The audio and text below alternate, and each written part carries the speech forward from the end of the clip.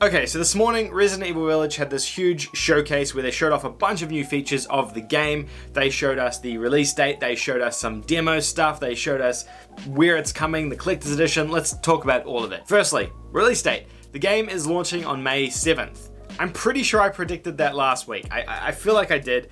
This was one of the first things they revealed. So the game is actually like imminent. It's coming out very, very soon, which is amazing. This is the perfect way to do this, by the way. Revealing the release date of the game and then the game coming out in like 2 or 3 months time.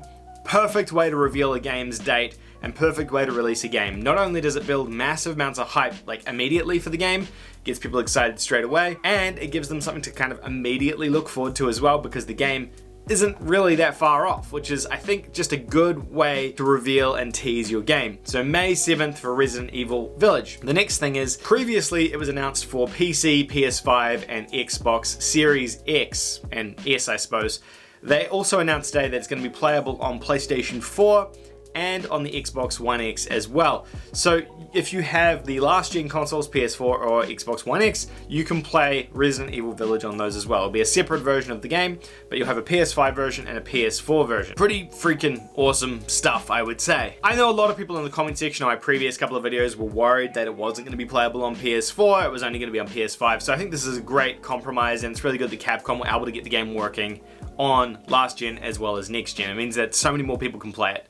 They announced a bunch of new SKUs, collector's editions, things like that. Let me pull one up. All right, so our boy Nibble over here on Twitter has posted all of these. We've got the deluxe edition Trauma Pack, which includes the Safe Room Music Max Difficulty, Save Devices, Albert, 101 Chris, the Tragedy of Ethan Winters Pack, Found Footage RE7 Filler, and Mr. Everywhere statue. This, I don't know, is the deluxe edition looks like a physical pack or a digital pack? Deluxe, I guess it's a physical pack. This is the collector's edition, which looks awesome.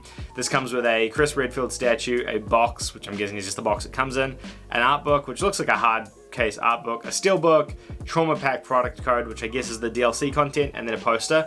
This here looks really cool. I'm concerned it's going to be hyper overpriced. There's not actually a lot of content in here. It's just a really sick looking statue. I would buy this if it was like a couple of $100, but I'm guessing it's probably going to be like $300 or $400 in Australia because Australia prices. So I'm waiting for that. Who knows when this is going to pop up for pre-order, but this looks awesome. I don't know, do you guys care about the collector's edition? Let me know if you guys are interested in this one in the comments below. They also revealed the Resident Evil Village and RE7 Complete Bundle, which I guess comes with both games. You can probably pre-order this and play RE7 now and then 8 when it comes out in a couple of months' time. And then they showed these pre-order bonuses. I mentioned DLC content, as well as a Mr. Raccoon weapon charm, which looks really cool. It looks like a physical item, but I don't believe it is.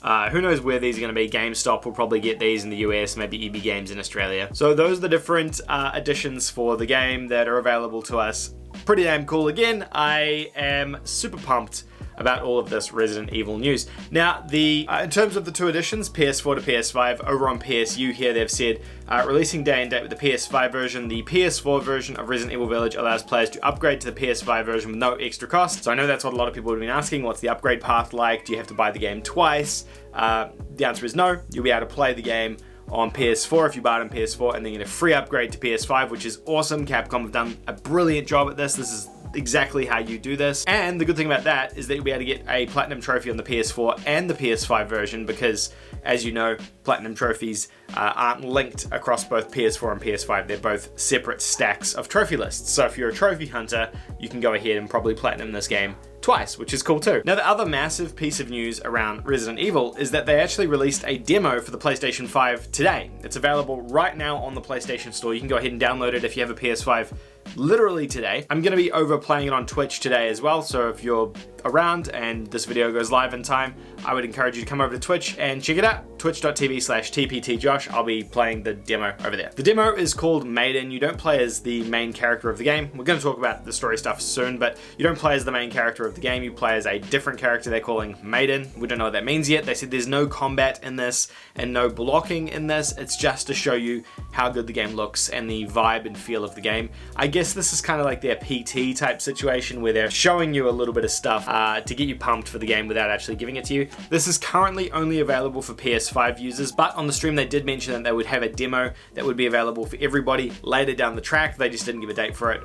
So I think in the next couple of months you'll see a demo come for Xbox and PS4 and things like that as well, which is not going to be the same demo. It's not going to be this one.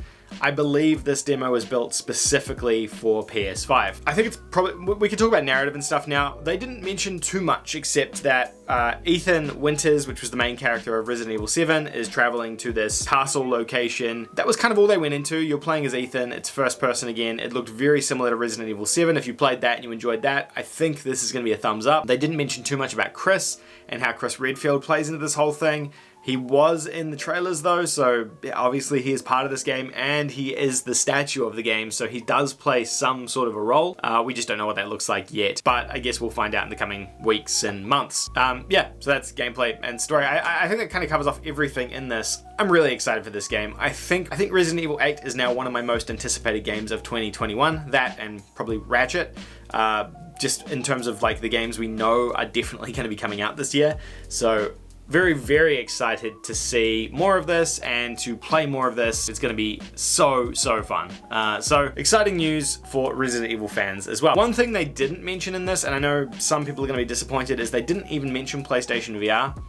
So who knows if this is going to have PSVR support or not. I'm leaning towards it not having it. I feel like that's a feature they would have like pushed really hard at the beginning, especially considering they're definitely partnering with PlayStation on this one.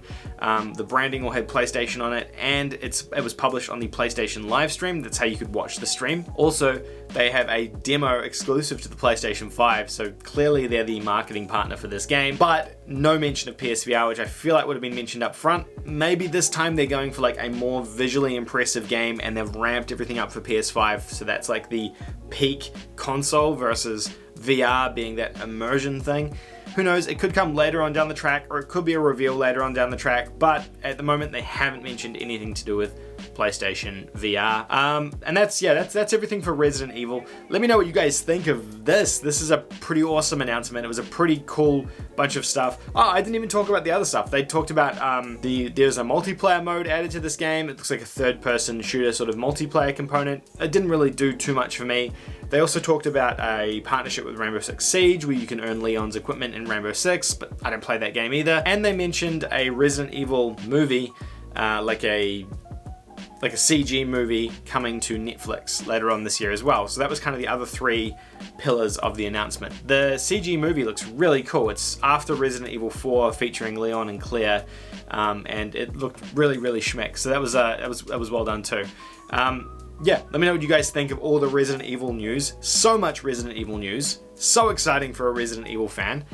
Really hope that you guys are as excited as I am. I'm sure I'm going to be talking about this for the next couple of months. So let me know in the comment section down below what you're most excited about from Resident Evil. Don't forget as well, if you're in the US, you can download a free avatar item that was in my previous video. So go and check that one out. Or one of my stories, you can go check that out as well. And you'll be able to get the free code for that avatar item. Very, very cool.